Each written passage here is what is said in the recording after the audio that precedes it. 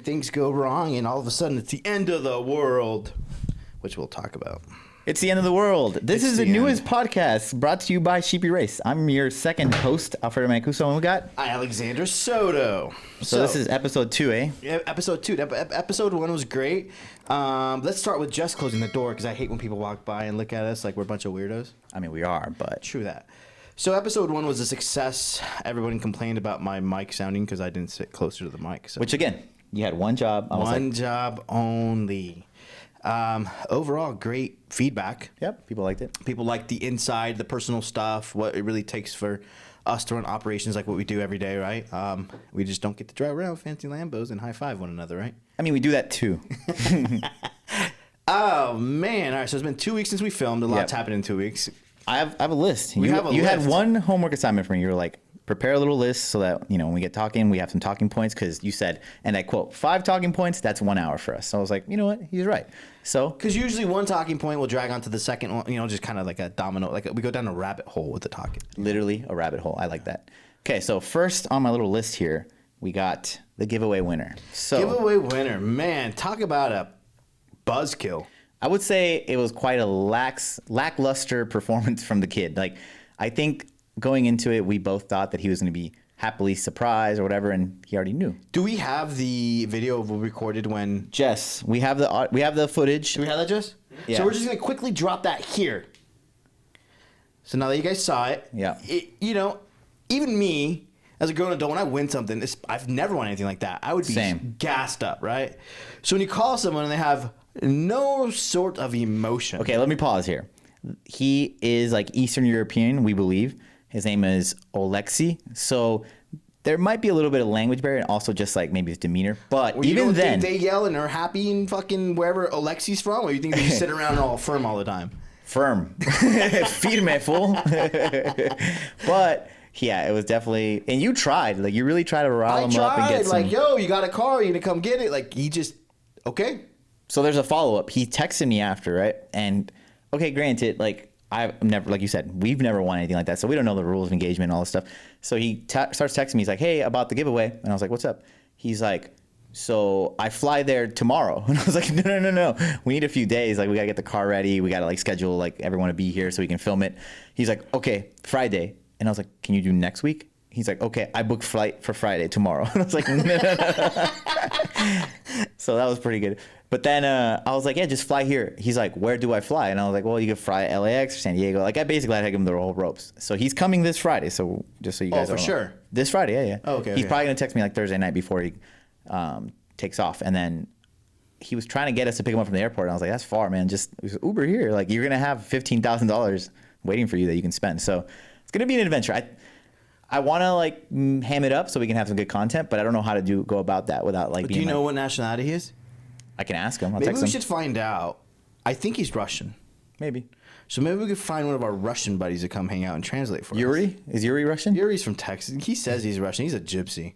A gypsy. Shout out to Yuri. I think he's a gypsy. You want to hear a crazy story? Super random. This weekend I was driving my car and it started getting a little wobbly. I was like, what the heck? And I got a flat tire. I was like, oh, damn.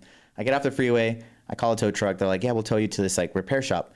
The tow truck takes like an hour and doesn't even show up.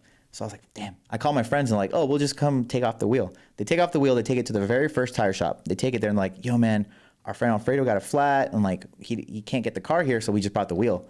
He's like, Alfredo, that sounds familiar. He's like, does he know Sheepy? And he's like, yeah, that's him. And they're like, oh, no way. He's like, I'm friends with Yuri and all these other guys from Sheepy Race. He's like, I'll give you the tire for $40. He gave me a brand new tire for my Tesla for $40. Who was friends with Yuri? This kid that owns, it's called like Oaxaca's Tire Shop. It's in like Long Beach. It's crazy. But he was just a friend of yours. He's like, yeah, I know a lot of the Sheepy Race guys. Actually, I'm going to drive with them this weekend somewhere. So it's a pretty small world. And I got a tire for $40. Sick ass fool. Sass. What does that mean when you text me sass?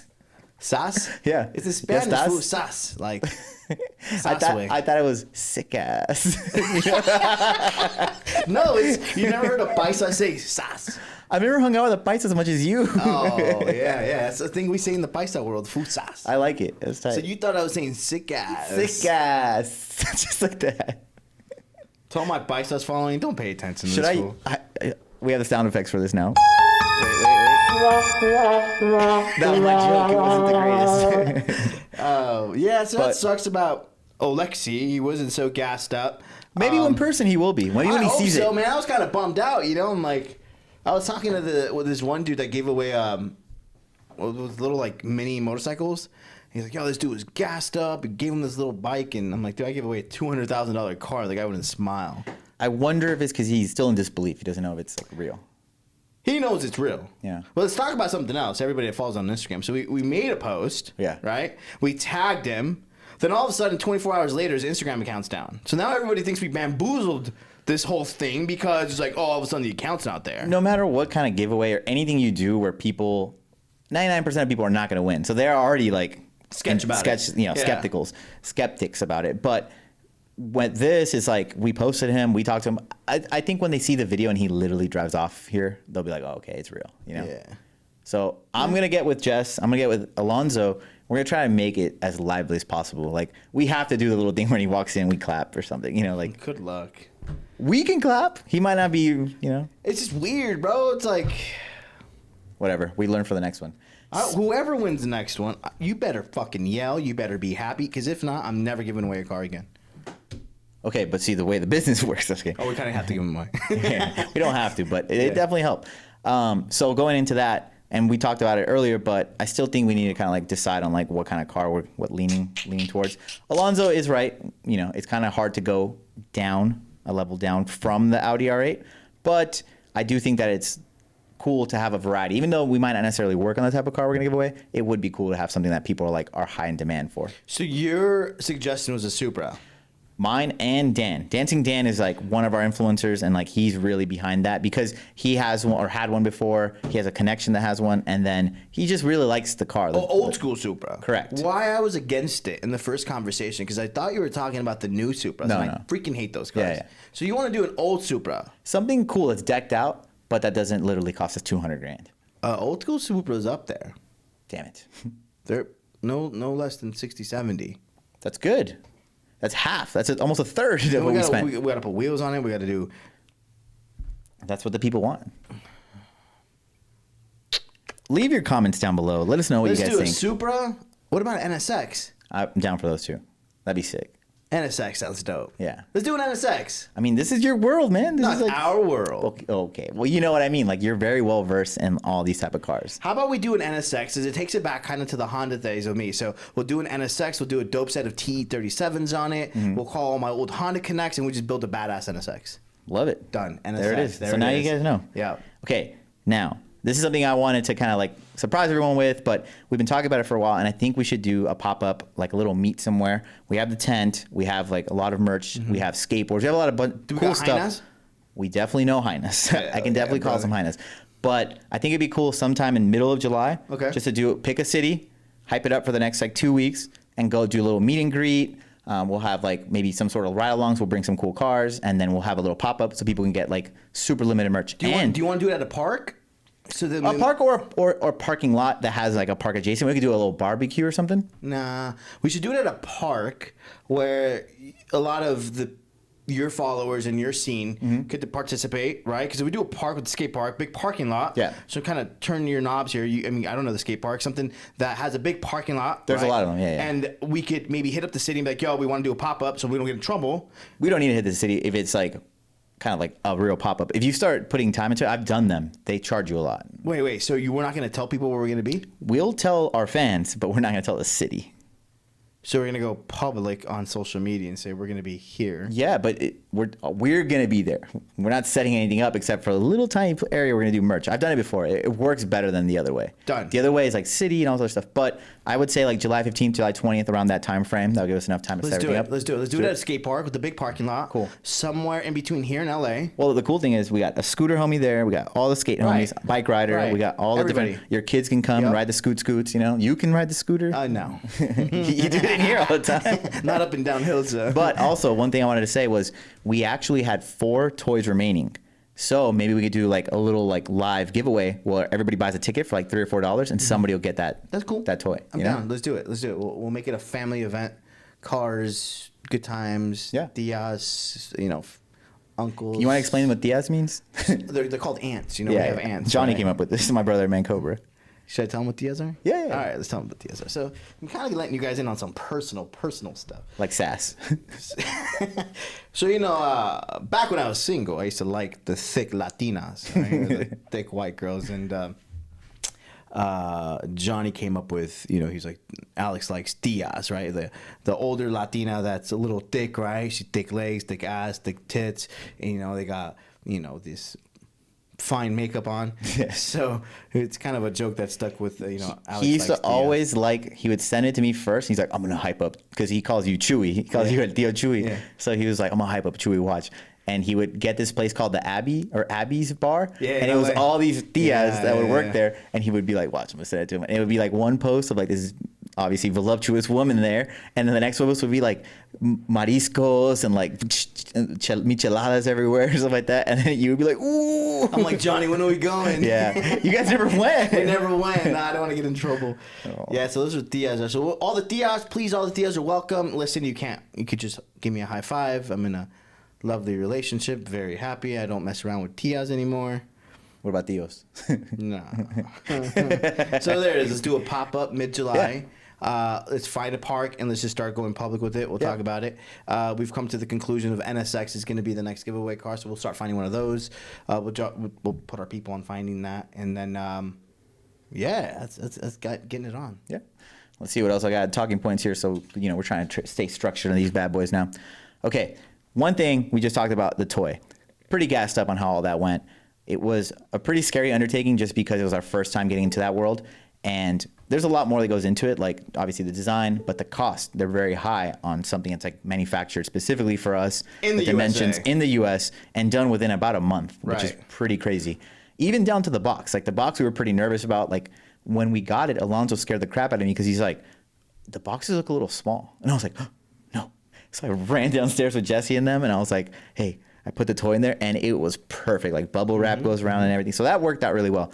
Now, people are really hyped about them, and we said we weren't going to do that particular toy anymore.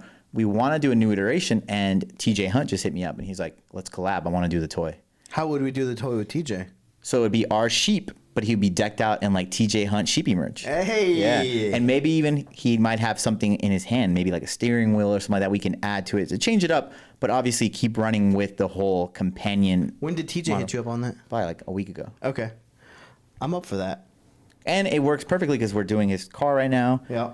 And Nick was just telling me it's like over 200 wells. Like it's the most ridiculous. Listen, I would never approve of us even. If I had to sell that exhaust, I would legit have to charge $30,000. I was gonna say 30. Yeah. It's just the amounts of labor that goes into it. Do you want to explain a little bit about it? Like so and we'll drop some pictures here. Is it says what they refer to as pie cuts. So to make a 90-degree bend, let's say at 45, it probably takes. Don't hold me to it. 8 to 10 pieces. Mm-hmm. So each piece is probably, sliced. Right. I'm not a fabricator, so don't let me do it. Anyways, this takes a fuck ton of time, okay? And every bend is pie cut.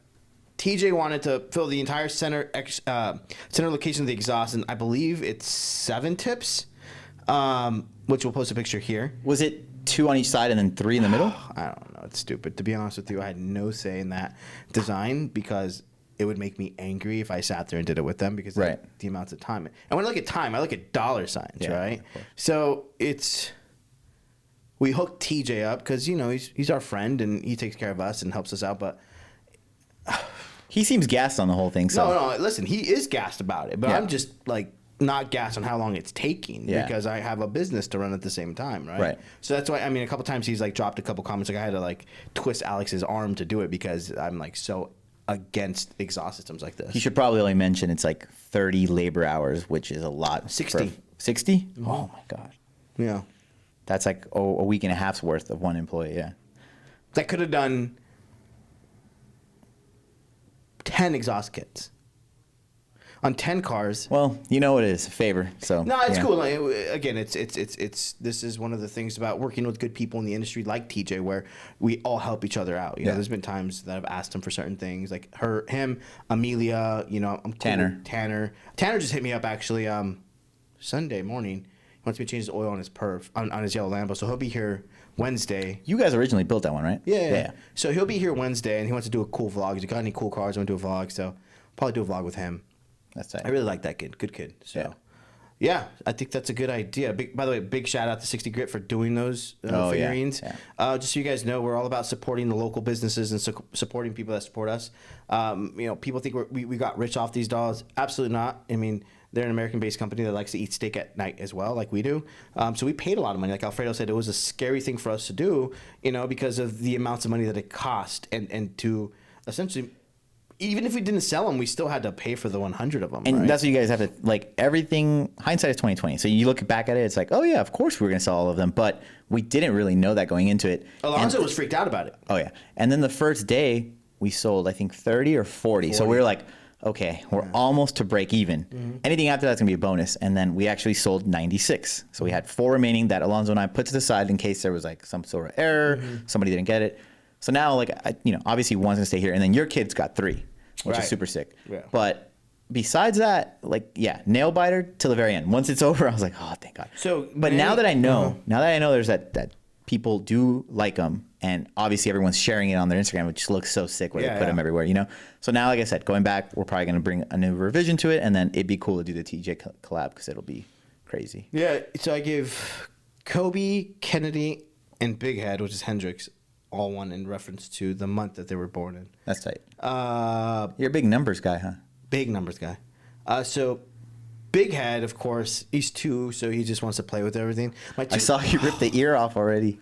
Well, he grabs them and just carries them everywhere, right? And we started potty training him, right? So he takes name it says companion, so it is his little companion. Listen, it's funny. We got some cool pictures. We'll drop them here of him. We're potty training Big Head, so he puts him on the potty, and then Big Head sits on the little toilet and stands him right in front of him like it's his buddy. So it's kind of cool, you know. But then I get home the other night and like half his ears missing. I'm like, bro, that thing's expensive, but Big Head just carries them everywhere, It'll have some character. Let's just 100%, dude. Yeah, that thing is cool. But yeah, I'm excited. My 2 older boys were on vacation in Seattle, so they haven't got their gifts. So this week I'll give them to them, So we're gonna take a quick little break here then before we get to the next one. Is that cool? Yeah, take. All right, we're back.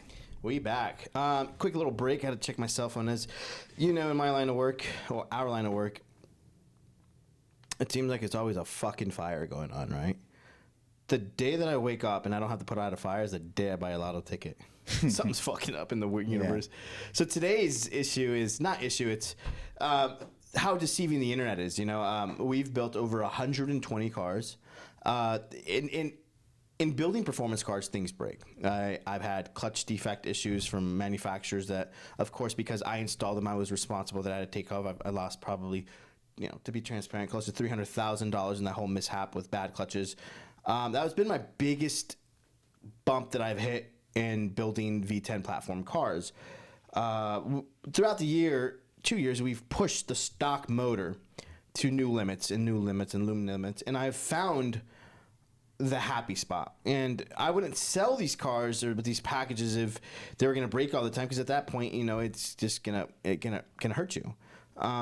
However, these engines are mechanical items and things do fail even from more factory. I've been in a situation. I had a customer buy a car through a local dealership, and it came to us to upgrade a couple parts. And I don't have a problem with the guy, but he's had bad luck. And being put in his position, I don't really blame him, but I also don't like how things are being handled. So I sent him the car, literally on his first test drive. He calls me. He says, man, it throws me out of this gear. So I said, let me log in and pull the log. I pull the log, and it seems like 4th gear broke. It just wouldn't engage 4th gear. But when he would turn the car on and off, it would go through all the gears and just throw a code. So he ships it back to me. I plug in my OEM2 and I scan it, and it's called the 4th gear shift selector. Now it's a fork. It's this 180-degree plastic or metal piece that goes around a gear that pulls it, right, to move it. With the package that he had, we never went into the transmission in the area that the 4th gear shift selector is located. Mm-hmm. But because I was the last one to touch it, I called Kevin from Underground. I said, hey, what would you do here? He's like, man, listen, he just got the car. He's like, what's it going to cost you to take it apart, fix it, and send it back to him? Even though I had nothing to do with this. No problem. He goes, if the car would have been running for a couple months and he had this issue, like thing, you charge him. But he just got the car. He's like, just do him a solid. Maybe he'll just turn into a top customer. So I do him a solid. I send him pictures of the issue, hoping he'd be like, hey man, thanks for fixing this, even though it wasn't your issue. Never really got any of that. I fixed it. He was stuck on making sure the car goes this fast, 60 to 130. And I did that. I drove it hard. I made sure it was fine. Sent it back to him. He travels for work, goes to drive the car. First time out, issue. So it's like one of those fucking horror stories. It's like, no matter what I did or do, I'm not winning. So he tows a car to this buddy shop, and I'm hitting him up. Hey man, let me know what the update is. Let me see what I can do for it. I'll do anything I need to do to help you. Things happen. It's about how you take care of these situations. And I always preach that. It's how you take care of the situations. So I don't hear from him for 2 weeks. Hits me up randomly. Hey man, car's running strong. So what? He's like, yeah, I just cleared the code. It's fine. It's running strong. I'm going to ship it to North Carolina for streetcar takeover, blah, blah, blah. I says, okay, cool. He's like, I'm already here. I'm out driving around, racing. It's strong. I'm like, okay, cool. The car's fine. I said, let me log in and pull some logs and make sure everything's fine.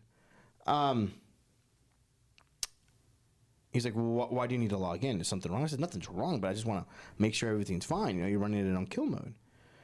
So he's, he posts on, we're part of this Facebook group and for V10s, and he posts that he's going to race a underground car for $10,000. It's like, here we go, right? Underground Kevin is a friend of mine, but he's got, you have the underground followers, you have my followers, and it's a constant bickering match, dick pissing contest,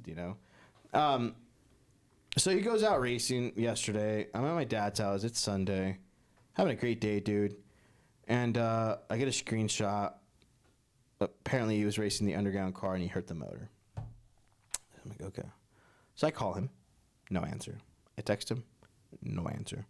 But he's responding to Kevin from Underground. And throughout the past couple months, he's like kind of throws shade on me, but not in a wrong way. Like he's kind of good at how he words things. And I'm sure he doesn't mean harm, but it creates harm because the outside looking in, these people don't know. So, that whole yesterday, last night, this morning, just battle between just online people, just unnecessary stuff. And it creates this stress over your head that's already on top of everything else that I got to handle. It's a Monday. You got to come in. You got to make sure your employees are working. I got one employee complaining that he doesn't feel good. Guy calls off fucking one time a week, He's useless. And I hate to say that, but it's just like... It's the problems that you deal with being an employer, right? For anybody watching that's an employer for 10 plus people, I'm sure they'll agree with me. It's just a constant battle, right? So, I got my everyday battles that I must deal with, get my business up and running, everything's going good. And then you got this online battle between all these people. And it's just like, for the first time in my years of business, I always panic. Like, oh my God, I'm not panicking. I'm calm. My best friend Yuri's like panicking. I'm like, bro, I did everything I could. I reached out to him. I could pull my phone out. I'm just going to, just for shits and giggles, pull out if he even said it. Nope, no text back. And he doesn't reach back. I get it. I'm not going to force him to be my customer. If you want to go to Underground or AMS, let it be. But it's this, I asked him to let me log in to pull the log to see what happens, because what we do is we record everything. So anytime you're driving any of my cars, it's recording everything. So I'll see what essentially happened. Mm-hmm. You won't let me pull the log. And at this point, it's like, well, all right.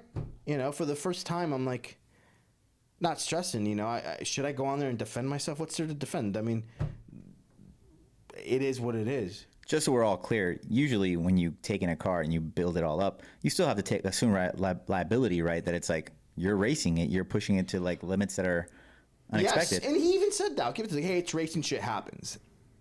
But how it's being viewed on the other end, oh, Alex built him a car and it blew up. Bro, let's talk about the other 70 cars on the road that have the same package that are beat up day in, day out. So it's all perception, right? And that's the problem with the internet these days. It's good and it's bad. So right now I'm the talk of the town. If I'm on fire, whatever, right? You got the other little shops probably fucking sitting there on their fucking phones watching them bash me. Why are they sitting there? Because they don't got fucking work. I got a shop full of them, So you sit back and you analyze the pros and the cons of the situation, right? At the end of the day, as long as my customers are happy, I talk to all my customers. They see the BS to it. It is what it is. They're good. I've been flamed much fucking harder from them lovely dudes that one midlife crisis dude from fucking Florida tried, and It is what it is. I didn't do nothing wrong. It broke. I'm not given the ability to look into it to try to help. He doesn't want my help. Then it is what it is. Yeah. So that's what I've been dealing with. That's why we took the break. So it just comes with the territory, and it's learning to deal with it. And it's difficult, you know, because when you're one of the top dogs, people always come swinging. Yeah. You know, it's all cool, man. It's cool. We got a lot of progression in the shop. We're now officially going to do all our engine building in house versus outsourcing it. Not outsourcing, but I used to use somebody else. One guy, phenomenal engine builder, just can't keep up with us. So I invested a lot of money, more than I should have, into our engine program, buying all the tools to just do everything in house. And I'm excited for that. You know, it's the next stepping stone for what we do, right? But yeah, I guess I wanted to share with you guys today. I think also it's important that you have to realize that you only have so much bandwidth in a day. You only can really tackle so many things. And like, I can see where you get like pretty absent-minded when it's like you're battling on the internet. You know, I can tell when you check in and you check out. Like right before we started the podcast, you're like, oh man, I gotta tell you this funny story. And then you just went cold. Like instantly, I could tell your phone was blowing up, and you were like, "Oh, gotta go." So yeah, that's why I want to take the break, because I didn't want it to distract me, because I want to focus on the podcast and share with you guys the good and the bad. And I guess why I'm sharing the story is to know that some situations, there's two sides to every story.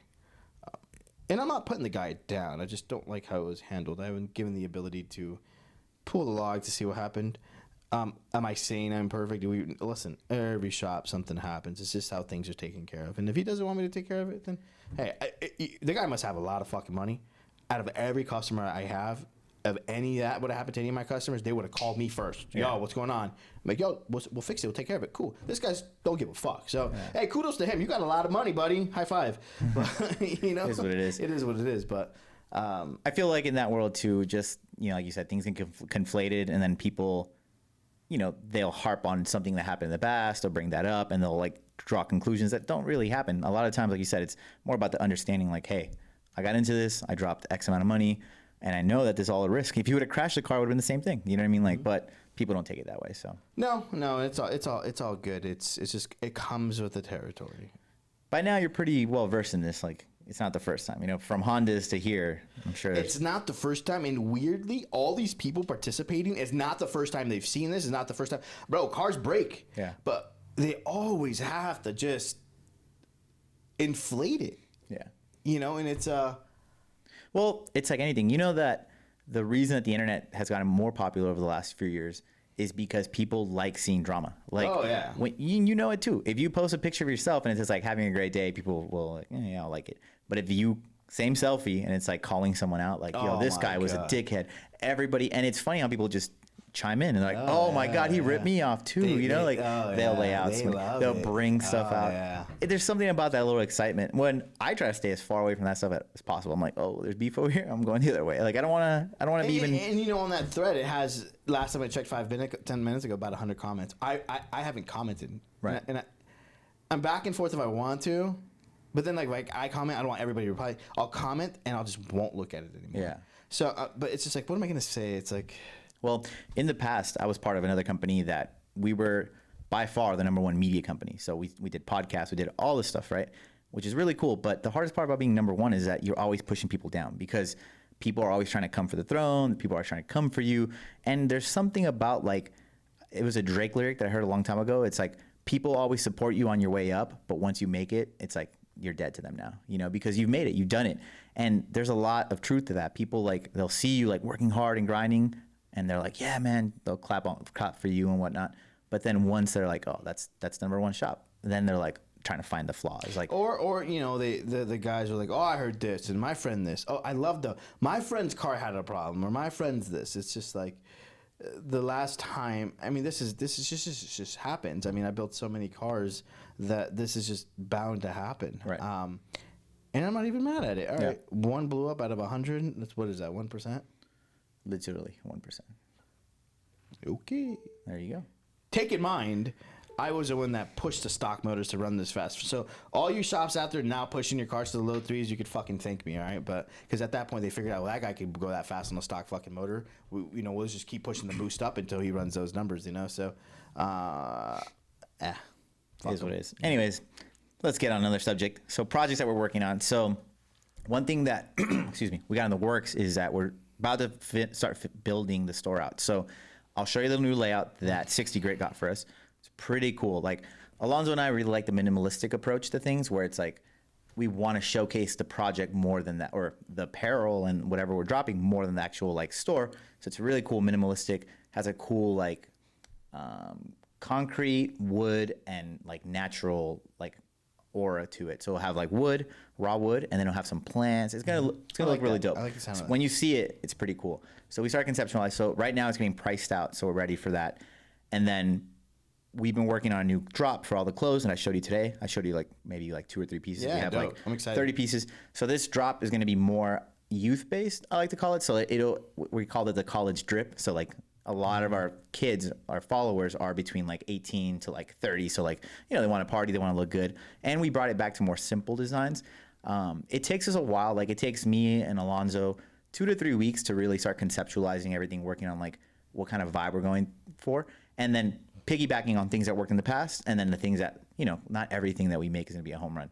Like you and I really like that design right there, but it didn't sell as well as the Sheepy Ghost, you know, the one that you are like, oh, we're gonna get sued for that one. But, you know, that's the thing we're trying to, not gonna win. Nah, it's a cease and desist, don't worry. It's a whole different thing. But, and I've gotten one from Gucci. So if Gucci hit me up for this other thing that was way more rampant, this one is fine. But yeah, so Alonzo and I have been working on it, and then we got the color palette down. So I'm pretty hyped on this drop. So ideally, I would like to maybe leak it or show it at that pop-up that we're gonna do. And then hopefully, if all goes well with 60 Grit, have a working timeline for the grand opening of the store, and then get everything lined up here and do a real grand opening for the shop, which hasn't been open to the public. Nope. It'll be cool for people to come in and kind of almost do like a little tour. We'll show them the podcast, we'll show them like the back area, we'll show them the store, obviously, and just kind of like celebrate that the world is finally open after 18 months. 100%. So I think it's gonna be a good time. Well, the shop's up and running, so I think once we do the retail store, Sheepy Motors is almost up and running, and we do the lighting in there. The podcast room, we just need to put some stuff on the wall, make it look, maybe put a little couch back there, so Yeah. you know, for the Diaz to hang out on. No Diaz. Focus. And then we definitely need a better chair. We'll get chairs. Yeah, but yeah, that's exciting. That's exciting. I'm super excited for the retail store. The cool thing is like, because his brand and company has gotten so wide now, it's a refreshment to everything. So like you're working on one project, you're literally wrenching on something, you can pull out of there and come check out what we're doing in the media department, or we're doing with the brand, or what we're doing with like different projects. So I think it gives you new energy, like new hope, like, oh, and the other thing is like multiple revenue streams, you know. Obviously, as this channel, the podcast, everything gets bigger, that's a revenue stream, and that helps to turn the wheels for our marketing, which is the product, new cars, new projects we're working on.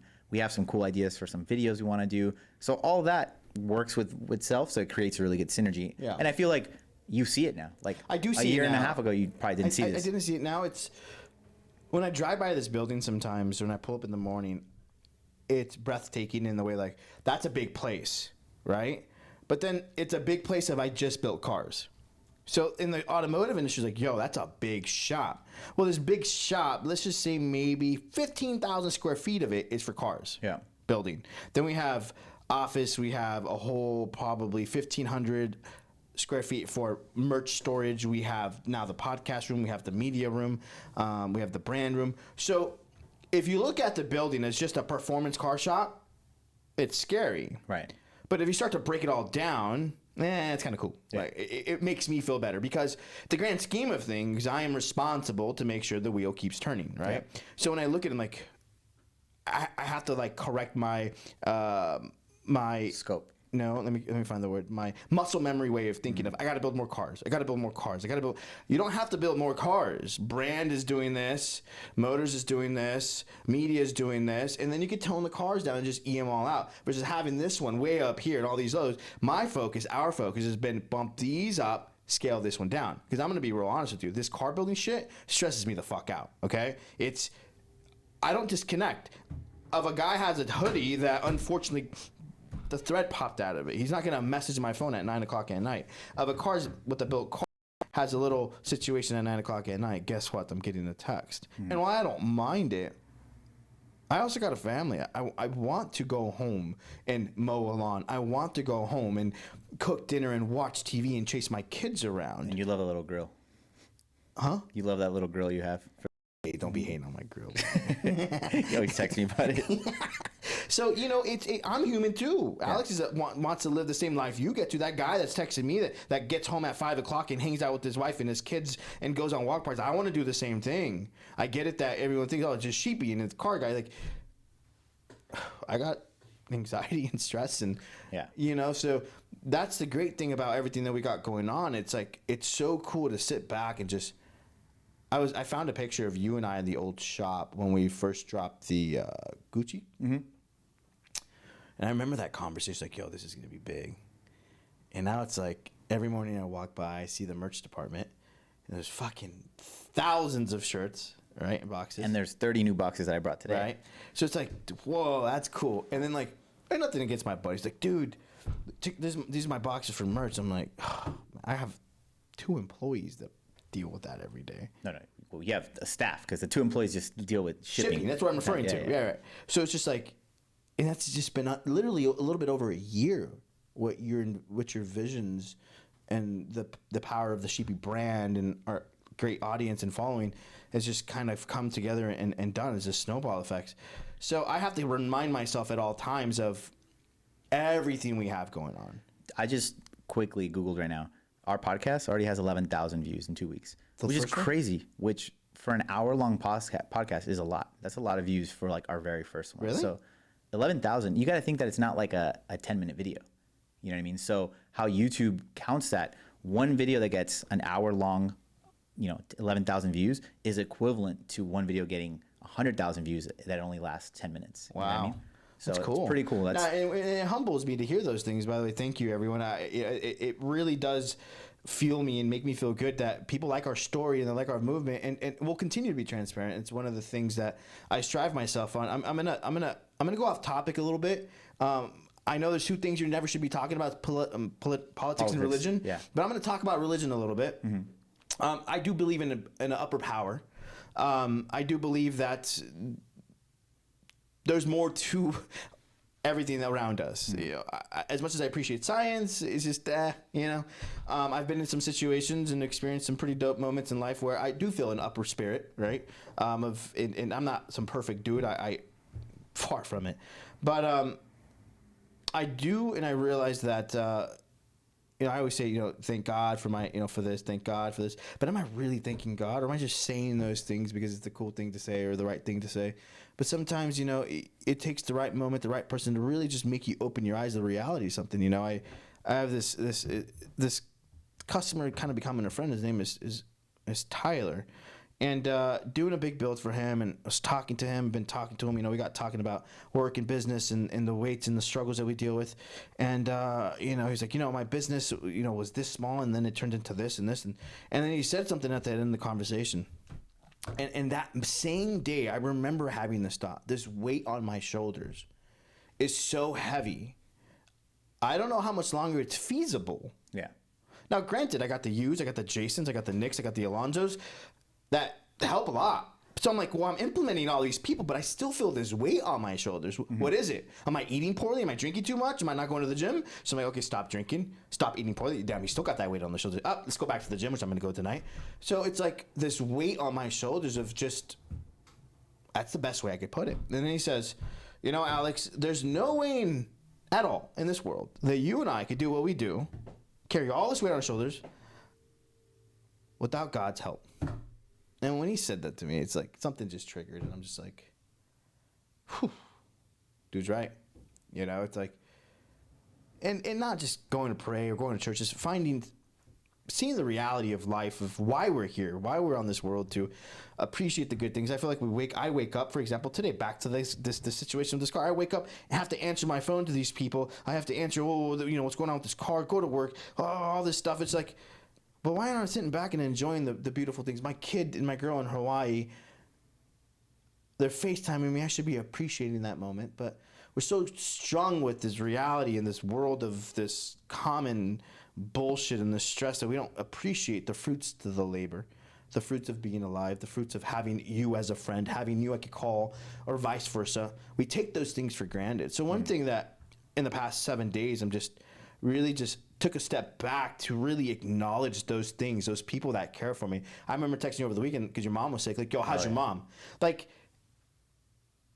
nothing's promised. So it's now it's like I'm inflating my relationships with my close ones, really just inflating those things to become better and love life more, because this is all cool. You're right. We do have a big building. It's cool, but none of it means nothing. It taken away like that. Right. God forbid a fire or something. So I think the important thing that you said there too is like, whether you believe in God or religion, spirituality, whatever, I think that just being humble and just being grateful for everything, whether you're attributing it to someone that helped you, like you said, a higher being or whatnot, I think just having faith in something helps you see through sometimes that fog, because as things start choking you, it's like hands around your neck, or like you said, your shoulder, where you're just like, damn, can I take another bit of this or anything like that?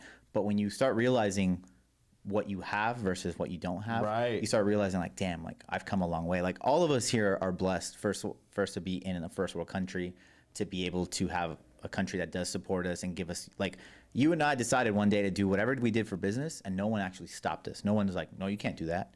But in other countries, it's not that way.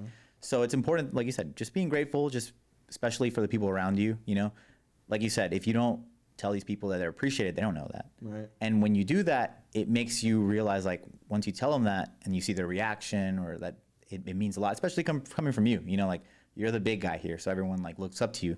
So if you were to say a nice word to any of them, they're like, damn, I feel good, you know, like, and that's a cool part, you know. It is.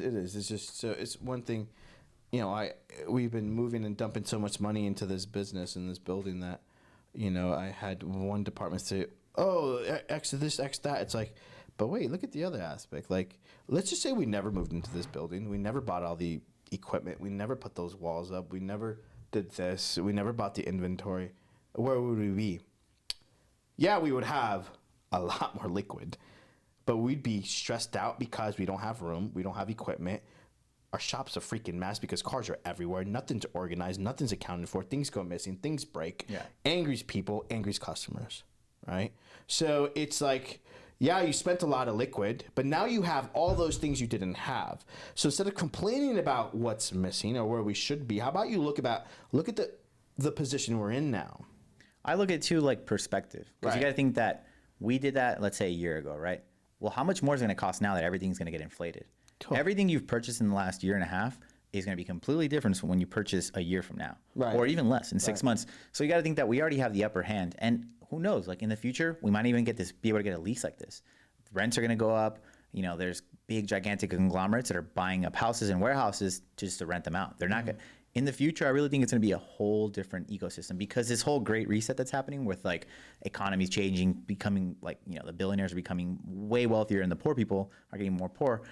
At a certain point, it's like everything we've done might be so much harder to do in the future. Right. Like, small business is struggling. Hey, it's hard. So the fact that we're still maintaining and growing, like, we show growth year over year, month over month, you know, and like even that's a blessing, you know.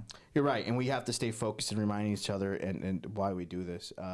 But it's just overwhelming at times. But if it was easy, anyone would do it. 100%. And that's the thing, you have to stand out. Like when you say like, damn, I wake up and I feel this pressure. You also have to think about the days that you wake up and you're like, damn, it feels good to be in this position. Damn, like you have a life that a lot of people will never be able to touch, you know, like, and you have a lot of people that look up to you and need advice sometimes. And there's other people that like check that out early. They're like, I don't want this in my life. I just want a job. I don't want to stress. I want to 5 p.m. come home. I don't want to think about anything else. You don't have that, but you also have to think you have the inverse of that. Yeah, I do. You have literally no ceiling. Other people, you got to think that forever they're going to make their salary. That's it. And if they want more money, they have to figure out a side hustle. And that's a whole other thing that they could literally, all the money they save, try and put into the side hustle, and it doesn't work. Now they lost everything. You know, so like you're very good, very well equipped to make money. Like you're a machine at that. So, you know, you can't let those days get you down. You're right. And this is why we got to have talks like this to remind each other. And for people out there to see, again, just being appreciative. There's just so much to be thankful for. And when it gets hard are the days you have to remind yourself, like, okay, there's reasons I do this. There's opportunities at hand. And, you know, you can take a lot of L's, which suck, but all it needs is one good W, and then you're back on your feet. 100%. You're absolutely right.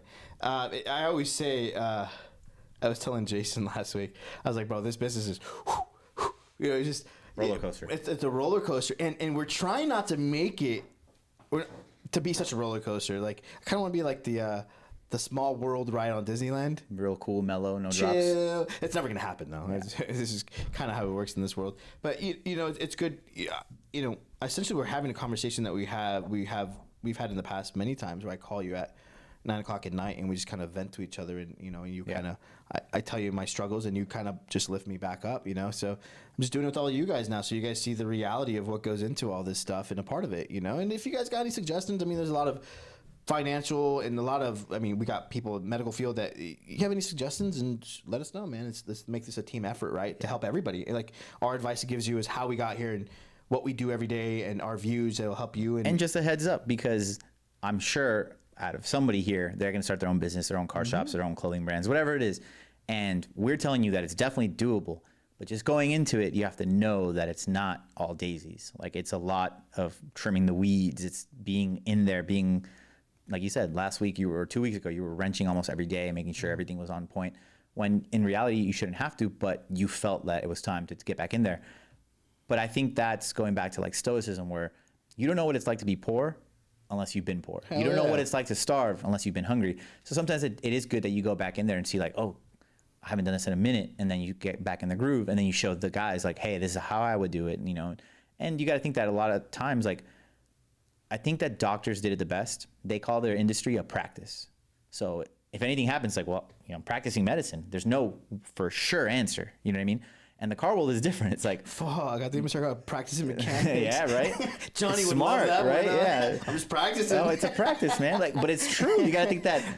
Obviously, it's more complicated. A car can only have so many variables. A human has infinite variables. Understood. Yeah, age absolutely. and all these things. Right. But you got to think that when you're building a car, there are a lot of variables, and it's like tons of variables. This is what I think is gonna, like. I watched my brother take apart and put back together a transmission, and there's so many things that could go wrong in there, and it's like, you know, when you're looking at it, it's like, well, I don't know where any of this stuff goes.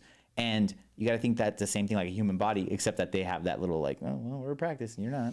Not us, buddy. If it doesn't work, someone's paying, someone's fixing it. But yeah, I'm excited about Sheepy Motors.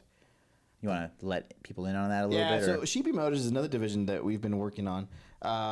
It's its own business. Sheepy Motors is a line of exotic dealer cars, so they'll stock R8s and Huracans, and we've already kind of been doing it on the low key.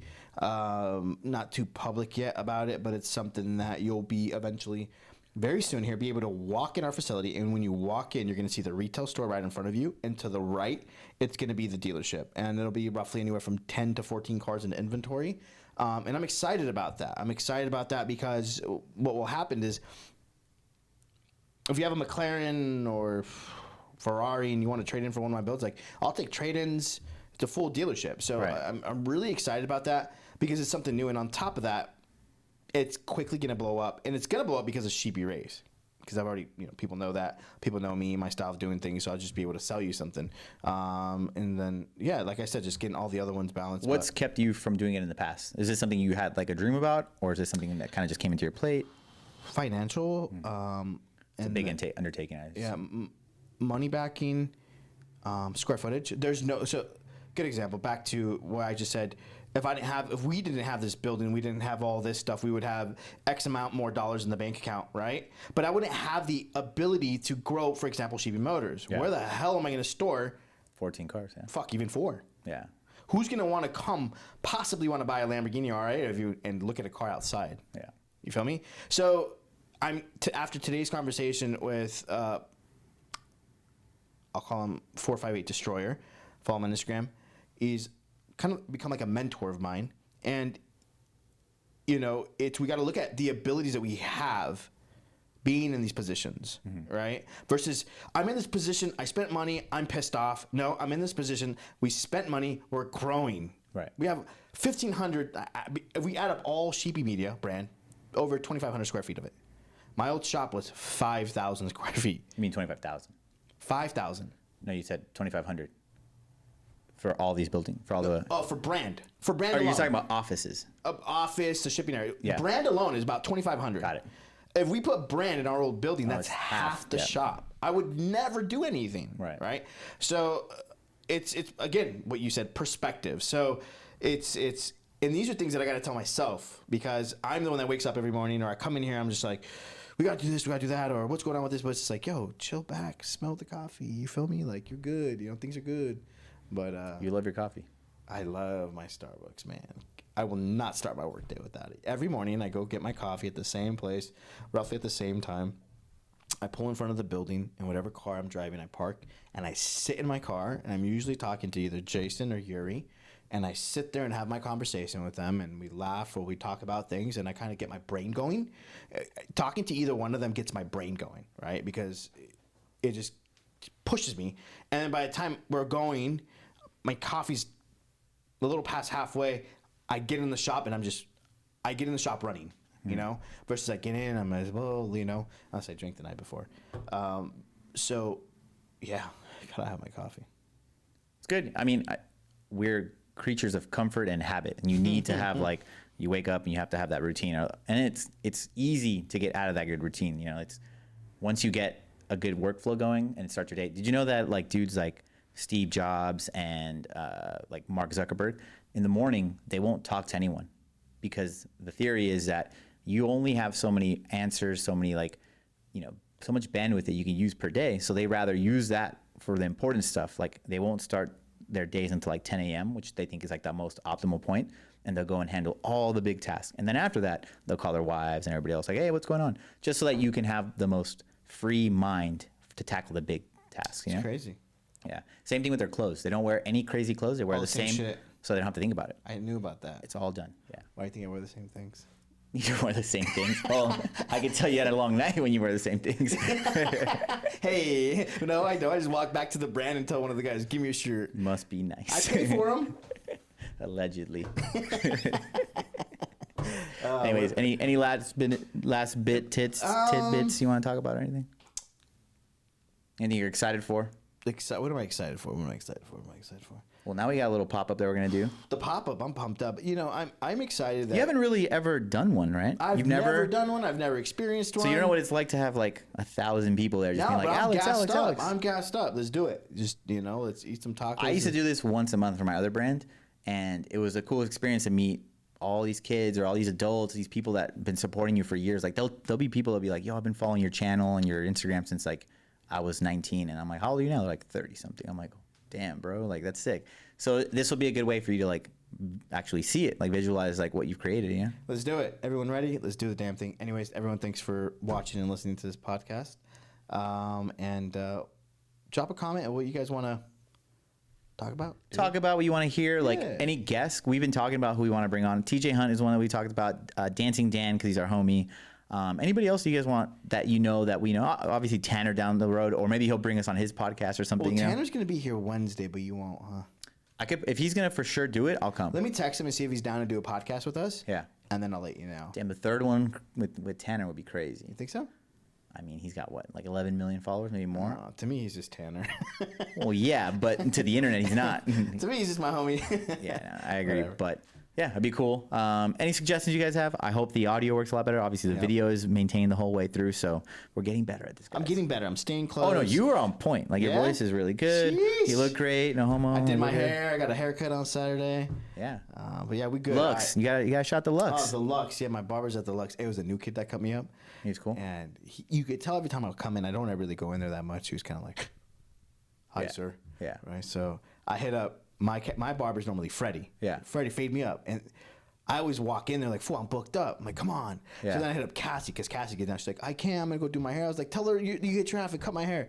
So then he's like, I was like, how's the new kid? He's like, he's good. And I was like, Freddie, you sure he's good? He's like, yeah. So I sit down, and then he's like, how do you want your haircut? I was like, ask Freddie. So Freddie tells him, and halfway through the haircut, I was like, I hope you don't fuck my shit up, bro. Oh. Why would you do that to him? I freaked the kid out, yeah. But he did a good job, man. And I hope he learned a lesson. The lesson is, I get up. He goes, nah, it's free. I said, no. Let me tell you something, kid. Nothing is free in this world. And if somebody doesn't support your hustle, they don't support you. And he just stood quiet, paid him $50 and walked out. To everybody too, you got a little side hustle. If you're whatever you're doing, if your family and your moms and your pops is one thing, but if your friends don't support your hustle and want discounts, they ain't supporting you, bro. They just want to come up. You Yeah. feel me? Because they don't know the hard work that you do or what you have to go through to get to that point. It's crazy to me that they don't realize that like Gucci and Nike can afford to give you a discount because they're $1 billion companies, but you can't. You know, it's like, I mean, maybe we can a little, but don't ask for free. yeah. You know, and there's some times where I want to give somebody for free. It's different, but it's like my biggest pet peeve. I'm like, yo, hook me up with the T-shirt. I'm like, hook you up. Do you remember that time that we were on we went on a car cruise from here to like Lake Havasu, and there was a waitress that you tipped, and I think Alex Choi had never tipped people before or something like that, like, or he was kind of new to it, and then he gave the lady like $100, and she started crying because she couldn't afford her rent. Yeah. So then he got everybody together, and everybody donated like $100, and they ended up giving him like $2,000 or $3,000 so she can pay her rent. This is like right during the pandemic. I think so us that was alone. I think I don't know if you remember. We did probably like 500-600 that you and I gave. yeah. We gave a big chunk. You got to support people, man. You don't know their struggles. Just support people. Support their hustle. That's it, man. Just support. You know, you don't know what that person is going through. You know, you don't know how far that 10, that 40, that $50 will take them. You know, but moral of the story is, don't ever ask your friends for discounts. Support their hustle. Yeah. So, anyways, that's it for this podcast, episode number 2. Catch you guys next week. Thanks, guys. Later. Like, share, comment, subscribe.